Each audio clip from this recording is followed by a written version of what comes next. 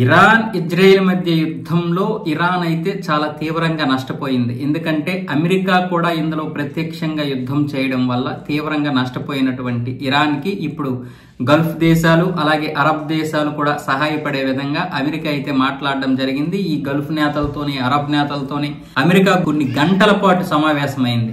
ఇప్పుడు ఇరాన్కి చెందినటువంటి నేతలతో కూడా వీళ్ళందరూ కూడా మాట్లాడారు ఫోన్లో. ఇలాంటి పరిస్థితుల్లో అమెరికా టెహరాన్కి ఒక $30 బిలియన్ సహాయానికి అయితే ముందుకు వచ్చింది. దీనికి కారణం ఏంటంటే ఈ నష్టపోయినందుకు కాదు, ఇరాన్ అణ్వాయుధాలు తయారు చేయకుండా ఉండాలి, అలాగే ఇరాన్కి పౌరులకు కావలసినటువంటి అణు విద్యుత్ కేంద్రాలను అయితే నడిపించుకోవచ్చు. దీనికోసం ఇరాన్కి అయ్యే ఖర్చు ఒక $20 నుంచి $30 బిలియన్ ఉంటుంది. అది ఇవ్వడానికి అమెరికా ఇప్పుడు ముందుకు వచ్చింది. కానీ $30 బిలియన్ ఇస్తుందా?